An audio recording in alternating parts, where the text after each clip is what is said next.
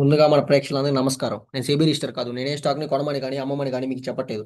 కేవలం మన తెలుగు ట్రేడర్స్ కోసం నేను చెప్పేదేంటంటే, స్టాక్ మార్కెట్ నేర్చుకోవడానికి ఇంగ్లీష్ అస్సలు అవసరం లేదు. జ్ఞానానికి ఇంగ్లీష్ చదవటానికి, మాట్లాడటానికి సంబంధం లేదు. జ్ఞానం అనేది మన పూర్వీకుల నుండి వచ్చేది.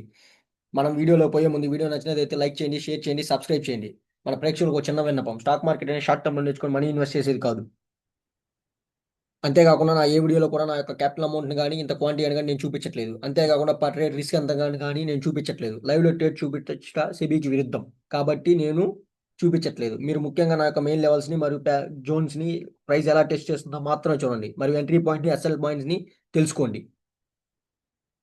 స్టాక్ మార్కెట్‌లో సక్సెస్‌కి ఎప్పుడు గుర్తుంచుకోవాల్సిన 3 పాయింట్లు. రాండమ్ స్టాక్స్‌ని తీసుకోవడం, రాండమ్ లెవెల్స్‌ని మార్క్ చేయడం, రాండమ్ ట్రేడ్ చేయడం ఆపేయాలి. కనీసం ఒక నెల రోజుల పాటు ప్రతిరోజు సరైన రిస్క్ వాడుతూ డైలీ ట్రేడింగ్ చేయాలి. మన మైండ్ స్టేబుల్‌గా ఉంచుకోవాలి. అంటే ఇది ఒక మాటలో చెప్పేది కాదు. ఇది చాలా కష్టం. కానీ ప్రాక్టీస్‌తో చేయవచ్చు. ఇది నంబర్ ఆఫ్ సినారియోస్‌లో వస్తుంది. ఇది గైడెన్స్ లేకుండా సాధ్యం కాదు.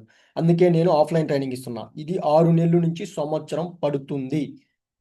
కానీ ఈ ఛానెల్ స్టార్ట్ చేశాక ప్రతి ఒక్కరు కాల్ చేయడం మొదలుపెట్టారు. ఏమని కాల్స్ ఇస్తావా? వీడియోస్ ఇస్తావా? టిప్స్ ఇస్తావా అని. నా యొక్క ముఖ్య ఉద్దేశ్యం అయితే అది కాదు. మీలో ఎవరికైనా ఇంట్రెస్ట్ ఉంటే నన్ను రీచ్ అవ్వాలి. నా నెంబర్ డిస్క్రిప్షన్‌లో ఉంటుంది. నేను ఇలానే రోజు వీడియోస్ పోస్ట్ చేస్తూ ఉంటాను. దాని ద్వారా కూడా మీరు నాలెడ్జ్ పొందవచ్చు. మీకేమైనా డౌట్స్ ఉంటే కామెంట్స్ రూపంలో అడగండి. ఓకే. ఈరోజు మనం లైవ్‌లోకెళ్ళిపోదాం. లైవ్‌లోకెళ్తే ప్రతిరోజు చెప్పేది ఒకటే. టెక్నికల్‌గా, ఫండమెంటల్‌గా లెవెల్‌ని పట్టుకొని రీడ్ చేస్తాం. ఎంట్రీస్ మాత్రం మన జోన్ కాడ్నుంచే ఉంటాయి. ప్రతిరోజు అదే. ఈరోజు కూడా అలాగే రీడ్ చేస్తాం. అలాగే ఎంట్రీస్ ఇస్తాం. అలాగే టార్గెట్ తీసుకుంటాం. ఎన్ని పాయింట్లు తీసుకుంటాం? ప్రతిరోజు 60-100 పాయింట్లు తీసుకోవటానికే మనం ఎంట్రీ ఇస్తాం. తీసుకున్నాక 20 పాయింట్లు, 10 పాయింట్లు, 30 పాయింట్లు, 40 పాయింట్లు వచ్చి పోతున్నా సరే, మనం ఎస్ఎల్ ఇచ్చేస్తాం. ఓకే. అలాగే ఈరోజు మనం నిఫ్టీలో ఎంట్రీ తీసుకున్నాం. సేమ్ కన్ఫర్మేషన్ ప్రతిరోజు ఒకేలాగా ఎంట్రీస్ తీసుకుంటాం. అలాగే ఈరోజు కూడా ఎంట్రీ తీసుకున్నాం. ఎలా తీసుకున్నాం? నువ్వెలా తీసుకున్నావు? నీకెలా తెలుసు?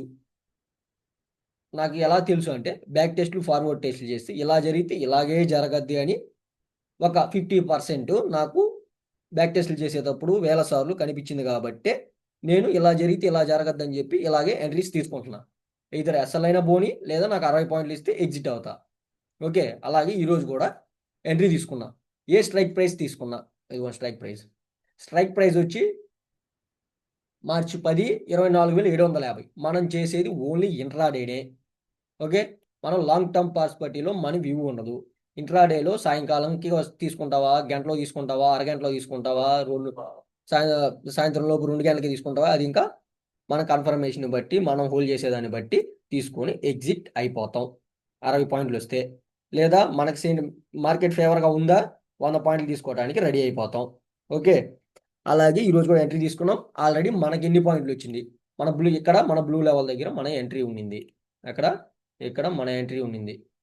ఈడ నుంచి మళ్ళీ 30 పాయింట్లయితే వచ్చుంది. 30 పాయింట్లు 10 మార్కెట్‌లో 10 పాయింట్లు చెప్తేనే ఇంకసల అంతకంటే అనాలిసిస్ లేదు. అంతకంటే తోపు, తురుము అని అంటున్నారు. కానీ ఈడ 30 పాయింట్లు వచ్చినా సరే ఎగ్జిట్ కావట్ల.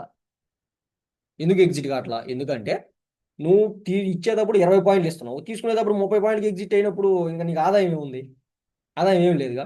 అందుకోసమే మనం 60-100 పాయింట్లు తీసుకుంది. మనం ఎగ్జిట్ కాము. ఓకే. అది సంగతి. ఇంకేమైతే మరి ఇంకా మన దగ్గర స్టాక్స్ వచ్చినియి. ఆకాశంలో తిరుగుతున్నాయి. అయి మన రెసిస్టెన్స్‌ని టచ్ అయినప్పుడు మనం ఎంట్రీస్ తీసుకున్నాం. టాటా మోటార్స్ ఓపెన్ అయినాక సపోర్ట్ దగ్గరికొచ్చింది. గమ్మున చూస్తా ఉండు. టాటా కన్స్యూమర్ రెసిస్టెన్స్‌ని టచ్ అయ్యి పడిపోతుంది. మనకేం ఆపర్చునిటీ చూపియలా. ఎస్‌బీఐ లైఫ్ ఇది బయింగ్ కన్ఫర్మ్ చేస్తుంది. కానీ సెల్లింగ్ కన్ఫర్మ్ చేస్తుంది. దానికి అర్థం కావట్లేదు. అది కన్ఫర్మ్ చేస్తే ఎంట్రీ తీసుకుంటా. శ్రీరామ్ ఫిన్ను రెసిస్టెన్స్‌ని టచ్ కాలేదు. బిల్లు ఇంకా రెసిస్టెన్స్‌ని టచ్ కాలేదు. ఆడే ఆడుతా ఉంది. చూద్దాం అదేం చెప్పొద్దని. అదాని ఏంటి పైన ఓపెన్ అయ్యి కింద బ్రేక్ చేసి రీటెస్ట్ పోతే చేయాలి. ఆల్రెడీ నిఫ్టీలో తీసుకున్నాం. ఇంకా అది దాని సంగతి అది చూసుకుంటది. ఓకే. అది ఈ రోజుకి. ఓకే. అది ఎన్ని పాయింట్లు ఇస్తది? ఏమి ఇస్తది? ఏంది? అని పోస్ట్ చేస్తాను. చూడండి. ఓకే. మరి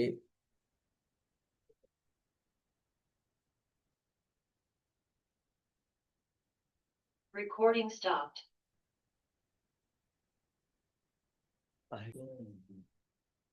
ఓకే. ఆల్రెడీ మనం ఎంట్రీ తీసుకున్నాం. మనకైతే 60 పాయింట్లు వచ్చింది. ఆ! మనకి ఇంక స్టాక్స్ కన్ఫర్మ్ చేస్తే మళ్ళీ రీటెస్ట్‌కి పోతే మనం చేయాలి. ఏమో గాల్లో దీపంలాగా తిరుగుతా ఉన్నాయి. అయి ఎప్పుడు కన్ఫర్మ్ చేస్తే అప్పుడు తీసుకోవాలి. అప్పుడు దాకా చూస్తా ఉండడమే. ఓకే. అది సంగతి. హ్మ్. ఇంక పోస్ట్ చేస్తున్నాను ఈ రోజుకి. Stop here. ఇప్పుడు నేను ఇక్కడ చెప్పబోయేది ఏందంటే, ఎవడు ఎంట్రీ వాడే కొట్టాలి, ఎవడు ఎస్ఎల్ వాడే పెట్టుకోవాలి, ఎవడు టార్గెట్ వాడే బుక్ చేసుకోవాలి. కాదు కూడదంటే మాత్రం ఇమీడియట్గా ఇదిగో ఇప్పుడు ఎంత పెద్ద విక్ వేసింది, ఆడ ప్రీమియం అయితే వెళ్ళిపోయి ఉంటుంది 40 పాయింట్లకు. అందుకని చెప్పేది ఎవడు ఎంట్రీ వాడే తీసుకోవాలి. చూడండి ఎంత లావున ప్రీమియం వెళ్ళిపోయింది వెనక్కి 60 పాయింట్లు వచ్చినాక.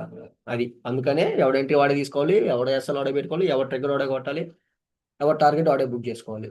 ఓకే, అది ఓకే. మరి ఈరోజు స్టాప్ హియర్.